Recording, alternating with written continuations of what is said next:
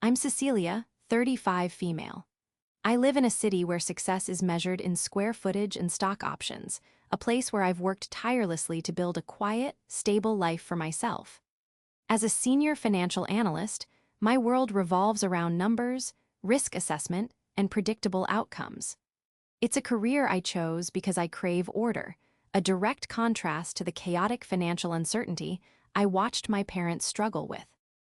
My life was a well-balanced ledger, everything accounted for, until one phone call from my brother Julian took a red pen to the whole thing.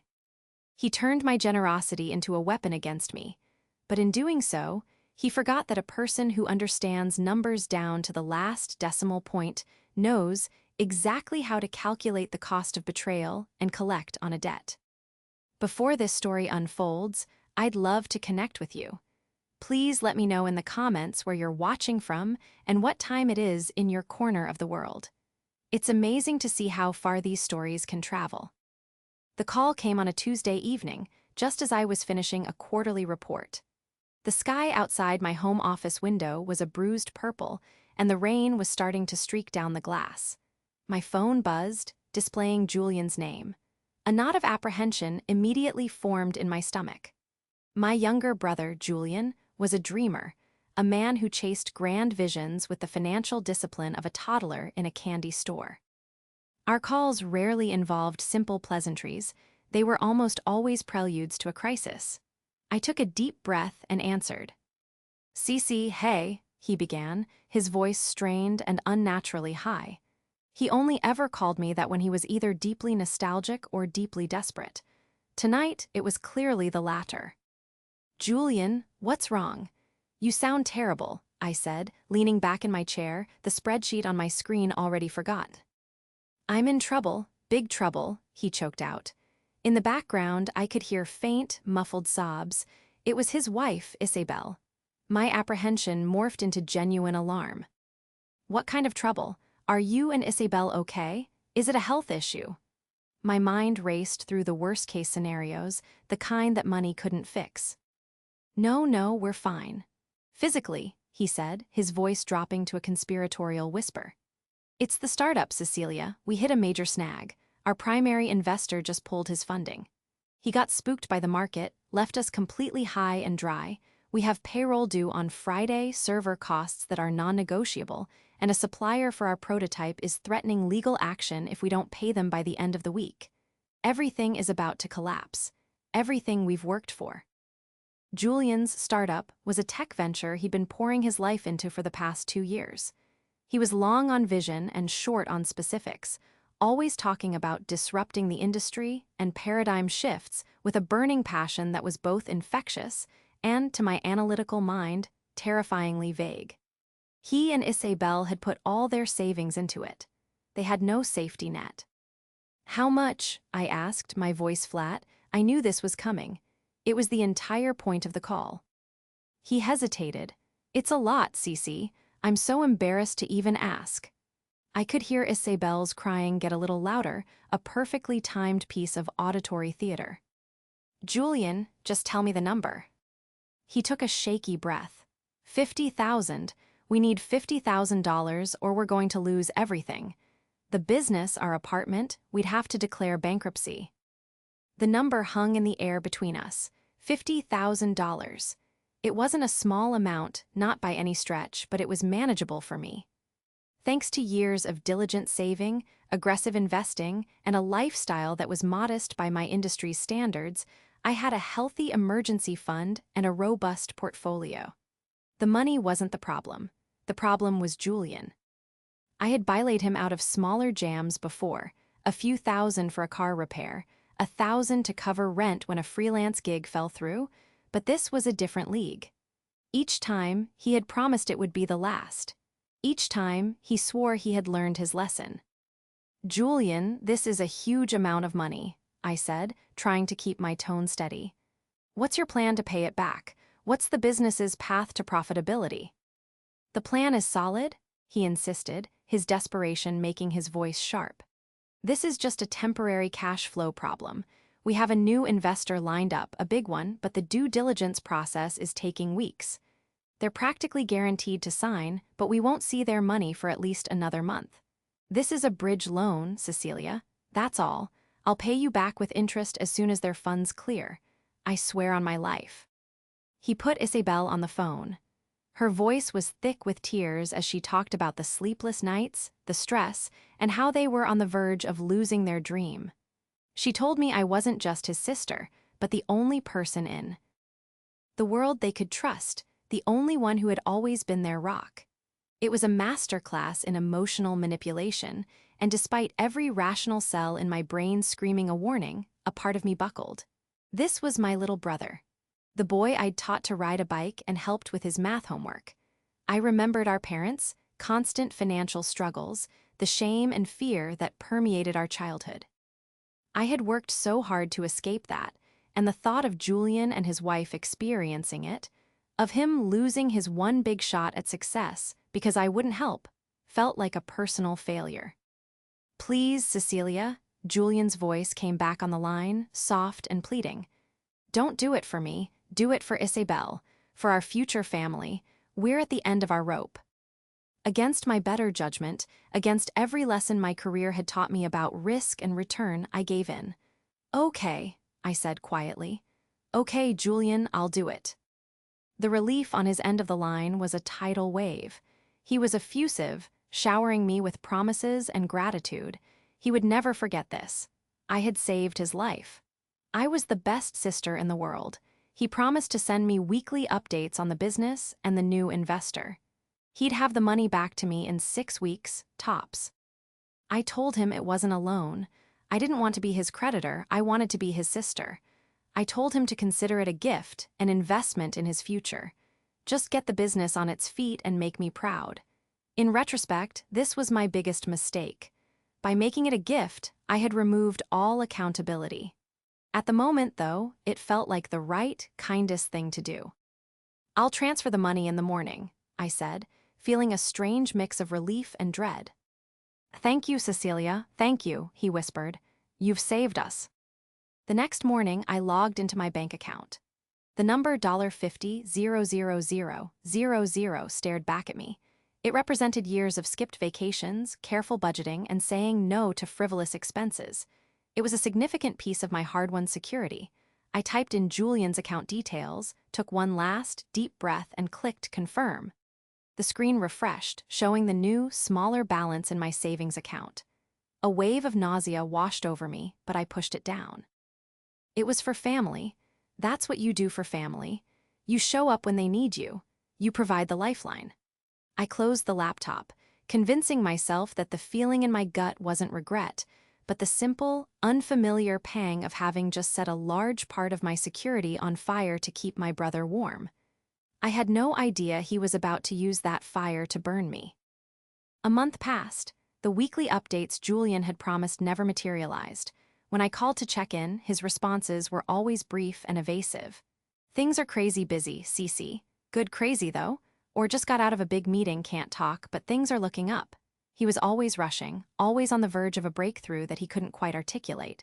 The new investor was still in legal or finalizing the paperwork. It felt flimsy, but I chose to believe him. I wanted to believe him. I had invested $50,000 in that belief. The invitation to their success celebration barbecue arrived via a flashy digital card Isabel had designed. It featured a picture of them clinking champagne glasses with the words "To New Beginnings" written in a swirling gold font. According to the invite, the new investor had finally signed, and they wanted to thank their closest friends and family for their support during the tough times. I felt a swell of pride. My sacrifice had paid off. My brother was going to make it. I arrived at their rented house on a sunny Saturday afternoon, carrying a bottle of nice wine and a homemade dessert. The backyard was already crowded. Music was playing, and the smell of expensive barbecue filled the air. I immediately noticed that Julian was manning a brand-new, top-of-the-line smoker grill, the kind that costs several $1,000s. He was wearing a designer shirt I'd never seen before and holding a set of professional-grade grilling tools. Isabel was flitting between guests, wearing a new dress and carrying a handbag that I knew for a fact was well over $2,000. A small, red flag went up in my mind, but I quickly batted it away. They were celebrating. They deserved to treat themselves after all the stress. I had helped make this possible. I should be happy for them. Cecilia, Julian boomed when he saw me, enveloping me in a hug that smelled of smoke and pricey cologne. So glad you could make it. We couldn't have done it without you. He sounded sincere, but his eyes quickly scanned the yard, already moving on to the next guest.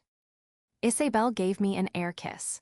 Cecilia, hi, isn't this all just amazing? Julian is a genius. She gestured vaguely at the crowd, the new grill, the whole scene. Total vindication. I spent the next hour making small talk, feeling increasingly. Why out of place? The guests were mostly their trendy, startup world friends. The conversation was all about funding rounds, user acquisition, and branding. It all felt like a performance. I found a quiet corner near the back fence, nursing a drink and observing. That's when I overheard it. Julian was standing with his back to me, talking to one of his friends, a guy named Mark. They were only a few feet away, their voices carrying clearly over the music. Mark was admiring the new grill. "Dude, this setup is insane," Mark said. "Your investor must have really come through." Julian let out a hearty laugh.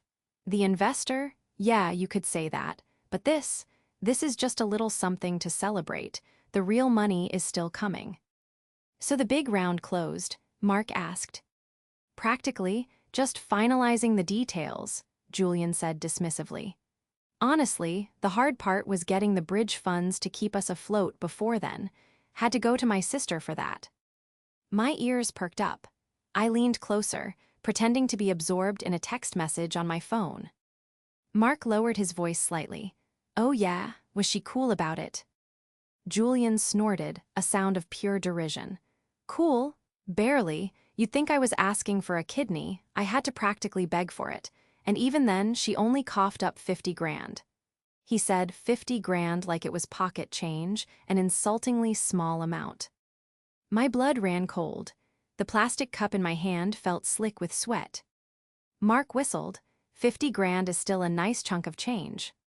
"Please," Julian scoffed, taking a long sip of his beer. "She's a senior analyst at a huge firm. She clears like 300 a year easy. 50 grand is nothing to her. She could have given me 100, 200 and not even felt it. But no, she had to be difficult about it, ask all these questions about a business plan and repayment. So cheap. Honestly, it's embarrassing. She has all this money and she just hoards it. No vision." I felt like I'd been punched in the gut. Cheap. He had called me cheap. The woman who had liquidated a huge portion of her savings, who had given him the money as a gift with no strings attached, was cheap. The woman who had sacrificed her own financial security to save his dream was being mocked for not sacrificing more. The world tilted on its axis. The cheerful music, the laughter of the guests, the sizzle of the grill, it all sounded distorted and monstrous. His friend Mark seemed a little uncomfortable. "Well, hey, at least she came through, right? It got you here." "Yeah, I guess," Julian said, his tone dripping with resentment. "But now she's going to be holding it over my head forever. Every family dinner, it'll be the unspoken thing. Remember when I saved your pathetic little company? I can't wait until the real funding comes in and I can pay her back just to shut her up about it. I'm going to make it a big show, hand her a check in front of the whole family, just to prove I never needed her charity." He had never intended to pay me back with gratitude. He intended to pay me back with humiliation. The $50,000 wasn't a lifeline I had thrown him. It was a burden he was forced to accept, a stain on his grand narrative of self-made success. He hadn't seen my sacrifice. He had only seen what I hadn't given. I couldn't breathe. I set my drink down on a table, my hand shaking so violently that the cup rattled. I needed to get out of there. I turned and walked toward the side gate, my vision blurring with hot, unshed tears. I didn't say goodbye to anyone. As I slipped out of the yard, I heard Julian's boisterous laugh ring out one more time. It was the sound of a man celebrating a victory he hadn't earned, at the expense of a sister he clearly didn't deserve. The drive home was a blur of betrayal and a rising, cold fury. The ledger in my mind was no longer balanced. It was bleeding red ink, and a new calculation was beginning to form, the price of my brother's lesson. And I was determined he would pay it in full. The weekend passed in a haze of anger and hurt. I replayed Julian's words over and over in my head, each syllable a fresh stab of betrayal. Cheap, hoards it, just to shut her up about it. How could he be so cruel, so ungrateful? I tried to rationalize it. Maybe he was just posturing for his friend, trying to sound like a big shot. Maybe he was embarrassed about needing help and was lashing out. But deep down, I knew it was more than that. The contempt in his voice had been genuine. I knew I had to confront him, but I didn't know how. A part of me wanted to scream at him, to demand he take back every word. Another, more calculating part of me, the analyst, knew that a direct confrontation without more information would just result in him denying everything and painting me as the crazy, oversensitive sister. I needed to understand what was really going on. On Monday evening, I decided to call him. I would start calmly. I would ask about the new investor and see what he said. His answer would tell me everything I needed to know about his character. I rehearsed my opening lines, took a steadying breath, and dialed his number. It rang 4 times and went to voicemail. "Hey, you've reached Julian. Super swamped with the new launch. Leave a message, and I'll get back to you when I can." His voice was slick with a manufactured, entrepreneurial urgency. I hung up without leaving a message, a fresh wave of irritation washing over me. Less than a minute later, my phone buzzed with a notification. New voicemail. I frowned. I hadn't left a message. I figured it was just a system glitch. I was about to delete it when my curiosity got the better of me. I tapped the notification to play it.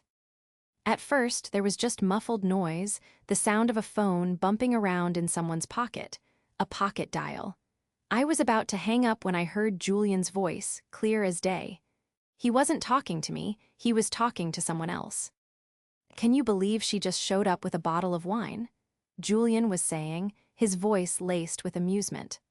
"After dropping 50 grand, I thought for sure she'd bring some kind of framed stock certificate to hang on our wall, a constant reminder of her generosity." Isabel's laugh, high-pitched and sharp, answered him. "Oh, stop it. You know Cecilia, she has no style. She probably thought that was a really classy bottle of wine." My heart stopped. They were in a car. I could hear the faint hum of the engine and the sound of the turn signal. They were talking about me, about the barbecue. I just can't get over Mark telling me how she just slipped out the side gate. Didn't even say goodbye, Julian continued. So dramatic, she probably overheard me talking about her. So what? It's the truth. She was being cheap. "Well, her cheapness got us the down payment on the new car, didn't it?" Isabel said, her tone smug. "And that trip to Cabo is going to be amazing. I've already bought 3 new swimsuits. I'm going to get so many good photos for my feed. People are going to think the startup is a massive success already." A down payment on a car? A trip to Cabo? My mind struggled to process the words. The money wasn't for payroll. It wasn't for server costs or suppliers. It was for a luxury car and a vacation. The entire story about the investor pulling out, the threat of bankruptcy, it was all a lie. Julian chuckled. "That's my brilliant wife, always thinking about the brand. But seriously, her timing was perfect. We were never going to get a business loan with our credit, and that smarmy guy at the dealership was not going to hold that car for us another day.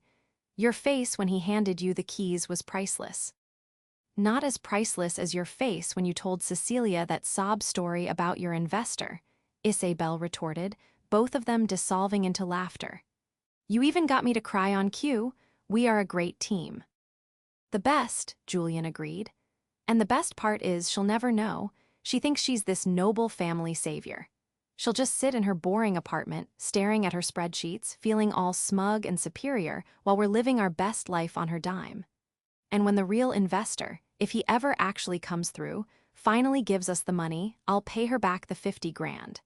It's a perfect, interest-free loan from the Bank of St. Cecilia." The cruelty was breathtaking. It wasn't just ingratitude, it was a calculated, malicious deception. They had played on my love for him, my fear of his failure, and my memories of our family's past struggles. They had used my compassion as a tool to fund their lavish lifestyle. They weren't struggling entrepreneurs on the brink of collapse, they were con artists, and I was their mark. The voicemail continued for another minute, filled with more chatter about their spending plans, mocking comments about my quiet life, and their shared amusement at how easily I had been fooled. The recording ended abruptly, as the phone must have shifted in his pocket. I sat in stunned silence, the phone still pressed to my ear. The voice on the other end was gone, but their words echoed in the void, sharp and clear. Every doubt I had tried to suppress, every red flag I had ignored, now stood before me as a towering monument to my own foolishness. The pain was immense, a physical ache in my chest. It felt like grief. The brother I thought I had, the one I loved and wanted to protect, didn't exist. He had been replaced by this cynical, materialistic stranger who saw me not as family, but as a resource to be exploited. But as the initial shock subsided, something else began to bubble up from the depths of my grief. It was cold, hard, and utterly clear. It was rage. Not the hot, screaming kind, but the quiet, focused fury of a financial analyst who had just discovered a massive fraud. They thought I was a fool. They thought they had gotten away with it. They had laughed at my expense. They had do a critical miscalculation. They assumed I would remain the quiet, accommodating sister, too timid or too embarrassed to ever call them out. They had mistaken my kindness for weakness, and they had forgotten what I do for a living. I find discrepancies. I follow the money, I assess liabilities, and I was about to make them my sole professional focus. The Bank of St. Cecilia, as they had so mockingly called it, was about to foreclose, and the collection would be brutal. The next morning, I called in sick to work for the first time in 3 years.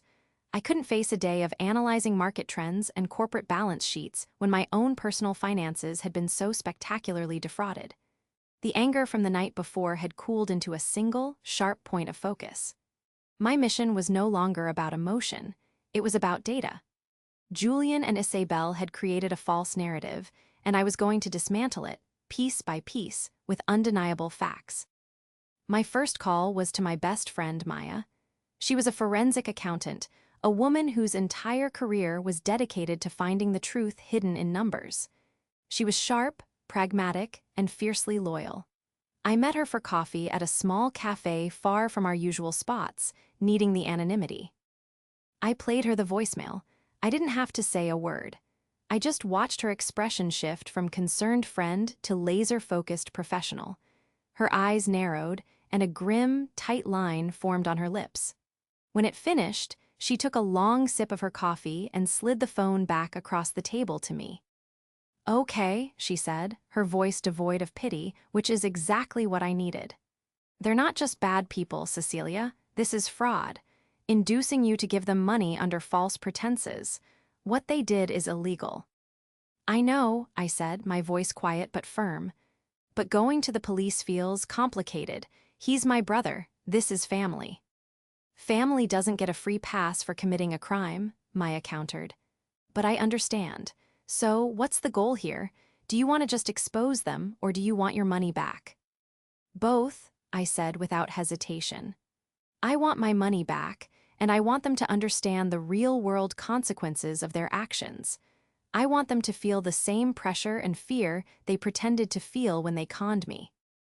Maya nodded slowly, a small, dangerous smile playing on her lips. "I can help with that, but you have to do this by the book. No emotional outbursts, no tipping your hand. We gather evidence. We build an airtight case. Then you choose your moment. So tell me everything. What did he say the money was for, specifically?" For the next hour, I laid it all out. The story of the lost investor, the urgent payroll, the server costs, the supplier threatening a lawsuit. Maya took meticulous notes on a small notepad. "Okay, payroll, servers, suppliers," she repeated. "These things leave a paper trail, or in this case, a lack of one." Her guidance was my new roadmap. The first step was to investigate the startup itself. Julian's company, Innovatech Dynamics, had a slick website full of stock photos of diverse teams collaborating in sunny offices. It was filled with buzzwords like synergy, blockchain, and AI integration, but there was no mention of a physical product or a tangible service. It was a digital ghost. Following Maya's advice, I did a corporate registry search. Innovatech Dynamics was a registered LLC, but it was registered to Julian's home address. There was no office. I ran a search for any patents or trademarks filed under the company name or his. Nothing. I looked for a company bank account, but it seemed he was running everything through his personal accounts, a major red flag for any legitimate business. Next, we turned to social media. Isabel's Instagram account, which she used as her social media manager portfolio, was a goldmine. She had been careful not to post about the car or the vacation plans on her main feed, but her close friends story list was a different matter. A mutual acquaintance, someone I knew from college who was friendly with Isabel, agreed to help. She sent me screenshots from Isabel's private stories. The evidence was damning. There was a picture of a bottle of champagne with the caption, "Celebrating a big investment," dated the day after I sent the money. There was a video of her laughing in the passenger seat of a brand-new, gleaming white luxury SUV with Julian at the wheel. The dashboard was clearly visible. I ran the license plate from a blurry reflection in the video, and a quick online search confirmed the car was registered to Julian, purchased just 2 days after my transfer. The purchase price for the model he had was well over $60,000. My $50,000 was the bulk of the down payment. Then there were the vacation bookings. A screenshot of a flight confirmation to a 5-star resort in Cabo San Lucas for the following month. The booking was for a celebration suite. The total cost of the flights and hotel was just over $10,000. Maya was methodical. Okay, so we have proof of the car and the vacation. These directly contradict the narrative of a business on the verge of collapse. What about the supposed debts, payroll, and suppliers? This was harder to prove a negative. I couldn't know for sure if he had employees. But the corporate registry listed him as the sole officer. There were no other partners. It was highly unlikely he had a payroll to meet. The supplier was the trickiest part. He had mentioned a specific company name in his panicked phone call. I did a deep dive on them. They were a real prototyping firm based out of state. On a hunch, I called their public number. I pretended to be a venture capitalist performing due diligence on Innovatech Dynamics. I spoke to their accounts department. "I'm just confirming some details for a potential investment round," I said, my voice smooth and professional. "I understand you have a significant outstanding invoice with them." The woman on the other end of the line was confused. "Innovatech Dynamics? Let me check." There was a pause and the sound of typing. "No, I'm sorry. We have no record of that company. We've never done any business with anyone named Julian or a company by that name. Are you sure you have the right place?" "Yes, I'm sure," I said, my voice calm, even as my heart hammered against my ribs. "Thank you for your time." That was the final nail in the coffin. There were no employees to pay. There was no supply. To appease, there was no lost investor. There was only the lie, the car, and the vacation. It was a simple, greedy, and cruel cash grab. I spent the rest of the day with Maya, organizing the evidence. We had the voicemail, the screenshots of Isabel's posts, the car registration details, the vacation booking, and my testimony from the call with the supplier. We had a timeline that showed the money leaving my account and the luxury purchases being made within hours and days. Looking at the file we had compiled, I didn't feel sadness anymore. The grief for my lost brother had been replaced by the cold clarity of a solved equation. The variables were all known, the outcome was certain. They thought they were clever, but they were sloppy. Their greed had made them careless. "So what's the next move?" I asked Maya, closing the file. She leaned back, a look of professional satisfaction on her face. "The next move is to leverage this. You're going to get him to sign a contract. You're going to turn your gift into a legally binding debt. And the bait," she said with a predatory grin, "is going to be his own greed." The plan Maya and I devised was simple in its concept, but required a level of emotional control I wasn't sure I possessed. I had to pretend that I knew nothing. I had to go back to being the supportive, slightly naive older sister they thought me to be. The entire strategy hinged on one powerful, predictable force: Julian's greed. The first step was to re-establish contact. I waited a week, letting the dust from the barbecue settle. Then, I sent Julian a carefully worded text message. "Hey, hope you're doing well. Sorry I had to slip out of the barbecue early, wasn't feeling great. It looked like a huge success, though. I'm so proud of everything you're achieving. Would love to hear more about the new investor when you have a spare second." It was nauseating to type, every word a lie. But it worked. He replied almost instantly. "CC, no worries at all, we missed you. Things are insane right now, but all good. The investor is the real deal. We're going to be huge. Thanks again for everything, you're the best." The casual, dismissive tone was exactly what I expected. He felt secure in his deception. He had no idea the ground was about to crumble beneath his feet. Phase 2 was setting the bait. A few days later, I called him. I adopted a tone of bright-eyed enthusiasm. "Julian, I've been doing a lot of thinking," I started, hoping my voice didn't betray the cold fury simmering beneath the surface. "After seeing the celebration and hearing how well things are going, I'm just so incredibly impressed. I was talking to a few colleagues in the finance world about your startup concept, in general terms, of course, and the feedback was really positive." I could almost hear his ego inflating through the phone. "Really? What did they say?" "They were just very interested in the sector you're disrupting," I lied smoothly. It got me thinking. You know, my portfolio is mostly conservative, low-risk investments, but I feel like I need to take a bigger risk to get a bigger reward. And I was thinking, I trust you more than anyone. I'm considering making a much more significant investment in the company." There was a stunned silence on the other end of the line. I had him. The fish wasn't just looking at the lure, he was ready to swallow the entire boat. "Significant," he finally managed to say, his voice thick with avarice. "Like how significant?" "I'm not sure yet," I said, feigning caution. "It would be a large sum, maybe 2 or 3 times what I gave you already. But before I could even consider it, I'd need to get my own financial house in order. For tax purposes and for my financial advisor, I need to properly document the initial $50,000 I gave you. My advisor is insisting that a gift of that size needs to be formalized, or it could cause issues for my own investment eligibility down the line."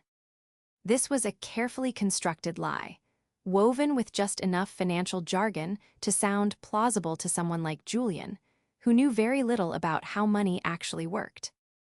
"We need to turn the $50,000 gift into a formal, interest-free loan," I explained. "It's just a paper trail for my records. It protects me and shows my advisor that I'm handling my finances responsibly. Once we have that document signed and filed, my hands will be free to discuss a real, substantial investment. It's just a formality." "Oh, yeah, of course. A formality," he repeated, the wheels clearly turning in his head. 50,000 was already spent, but the prospect of another 100 or 150,000 was a prize he couldn't resist. Signing a piece of paper seemed like a tiny price to pay. "Whatever you need, CC. Anything to help." "Great," I said, keeping my voice level. "I'll have my friend Maya, she's a forensic accountant, but she works with lawyers all the time, draw up. Simple promissory note. It will state that you owe me $50,000, interest-free, to be paid back upon a future liquidity event for your company, like a sale or a major funding round. It's standard stuff. We can sign it next week." He agreed immediately, enthusiastically even. He saw the contract not as a liability, but as a key unlocking a treasure chest. Maya drafted the document. It was a thing of brutalist legal beauty. It looked like a standard promissory note, but she had embedded several critical clauses within the dense legal text. The most important one was an acceleration clause. It stated that if the debtor, Julian, was found to have provided materially false information to secure the funds, the full amount would become immediately due and payable, in full, upon written demand from the creditor, me. Furthermore, it stipulated that in the event of such a default, a standard interest rate of 10%, compounded monthly, would be retroactively applied from the date the funds were originally transferred.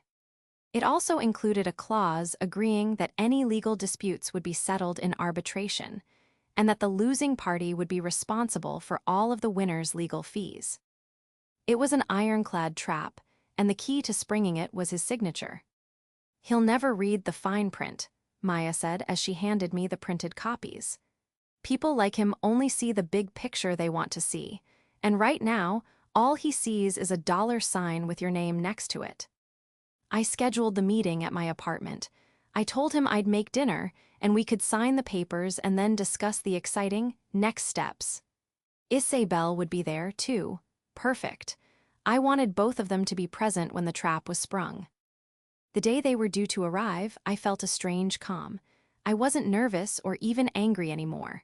I was an analyst about to present her findings. I laid the contract and 2 pens on my polished dining room table. I had the file of evidence, the screenshots, the recordings, the notes from my calls in a folder on the coffee table.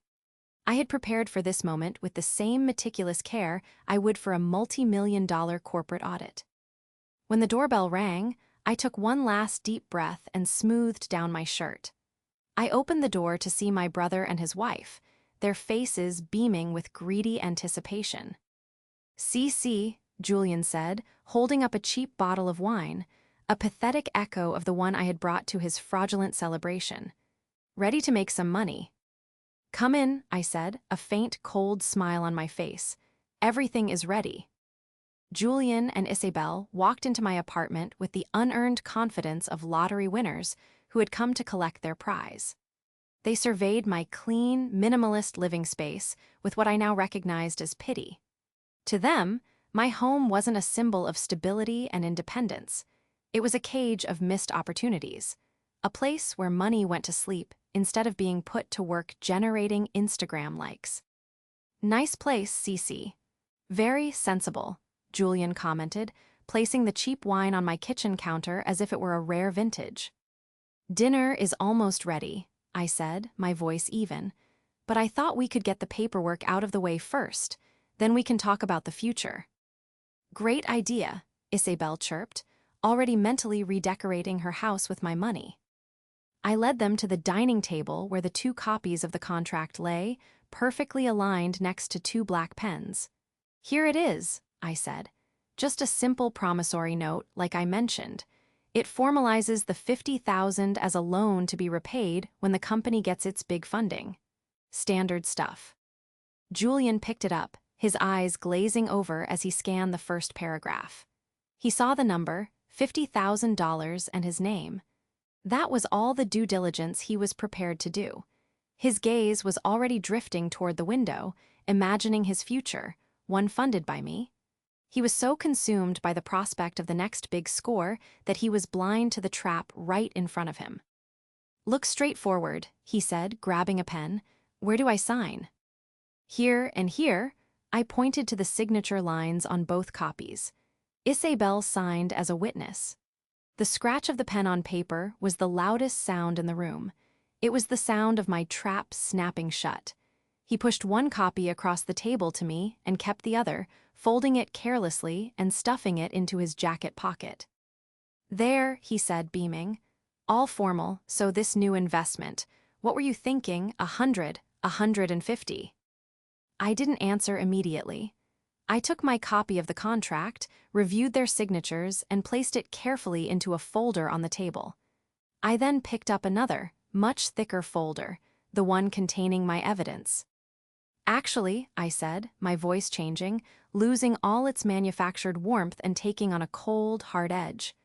"That's not what we're here to discuss. This isn't an investment meeting. It's an interventi." "On." Their smiles faltered. Confusion flickered across their faces. "An intervention?" Isabel asked, her voice a little shaky. "What are you talking about?" I opened the folder and slid the first piece of evidence across the table. A bank statement showing the $50,000 transfer from my account to his. "This is where it began," I said. "A lifeline given in good faith to save a family member's dream. Then I slid a second set of papers across. And this is where it went. It was the bill of sale for Julian's new luxury SUV, dated 2 days after my transfer. The down payment amount was clearly visible. Julian's face went pale. That was a necessary business expense," he stammered. "For meeting with investors, you have to project success." "I see," I said, my voice dripping with ice. "And I suppose the $10,000 vacation package to a 5-star resort in Cabo was also for meeting with investors." I tossed the printout of their booking confirmation onto the table. Isabel let out a small gasp. "How did you get that?" she whispered, her eyes wide with panic. "You should be more careful about what you post on your close friends list," I replied without looking at her.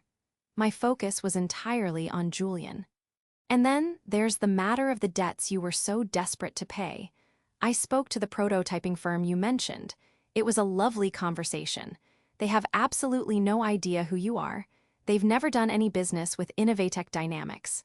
Funny, isn't it?" Julian was speechless.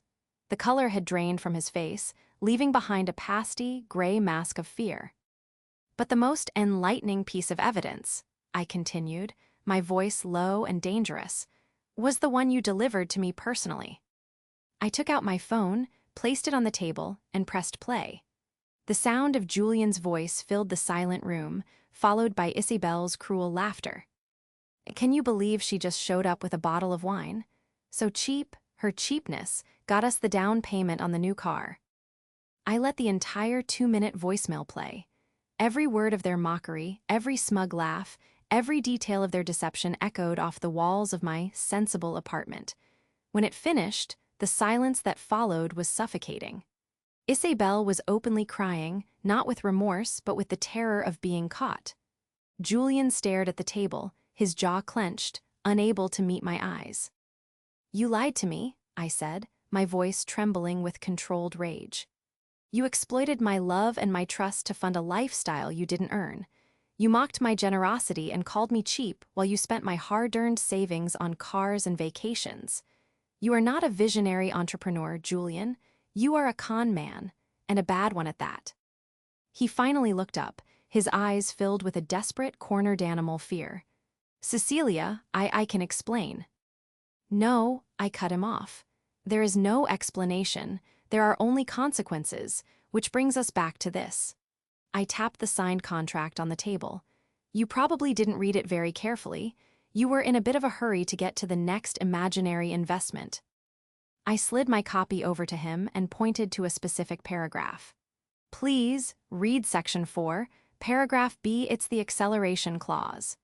It states that if the funds were obtained under materially false pretenses, which, as we've just established, they were, the full amount of the loan becomes due and payable immediately, with interest."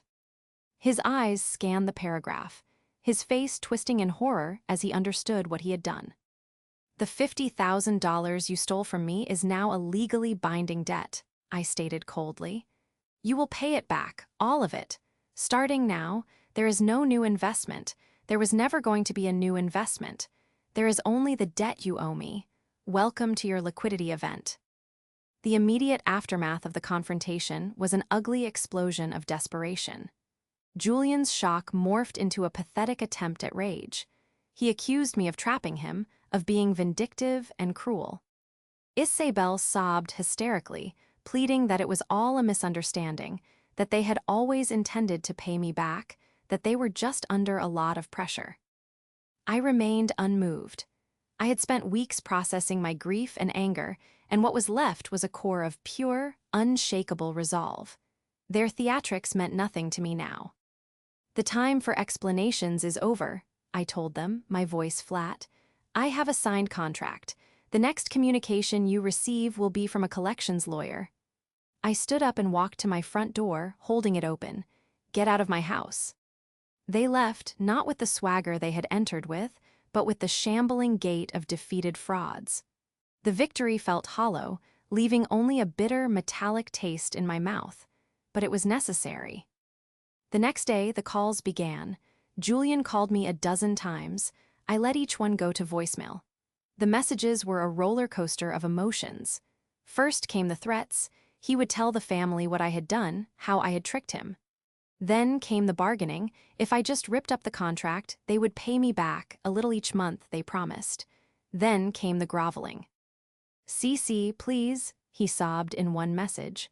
"You're destroying my life. We'll have to sell the car. We'll have to cancel the trip. Isabel hasn't stopped crying. How can you do this to your own brother?" His complete lack of self-awareness was staggering. He wasn't sorry for what he had done. He was sorry he had been caught. He didn't regret betraying me. He regretted the consequences. I forwarded the contract and a summary of the evidence to the lawyer Maya had recommended. A formal demand letter was sent to Julian and Isabel the next day, outlining their debt of $50,000 plus retroactively applied interest, and giving them 30 days to provide a payment plan or face legal action. The panic on their end escalated.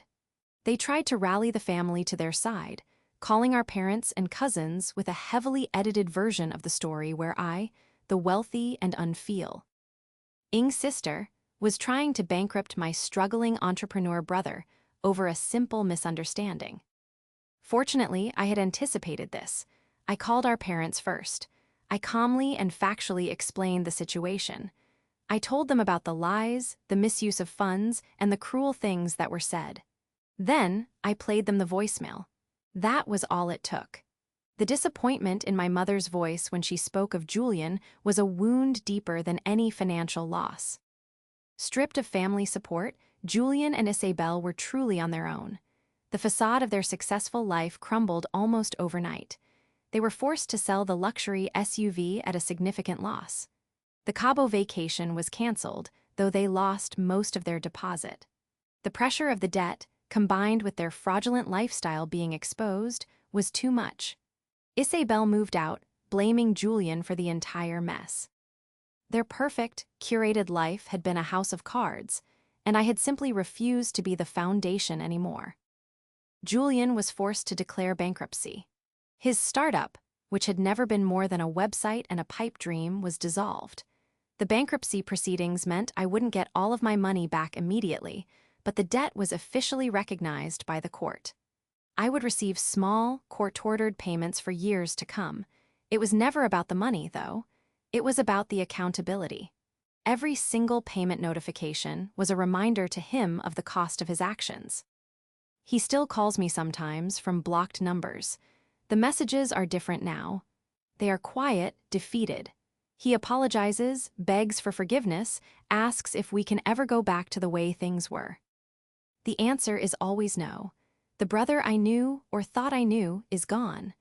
The trust is shattered beyond repair. I have built a fortress of boundaries around my life now, not out of spite, but out of self-preservation. I no longer light myself on fire to keep others warm, especially when they've shown they are more than willing to watch me burn. My life is back to being orderly and calm. My ledgers are balanced.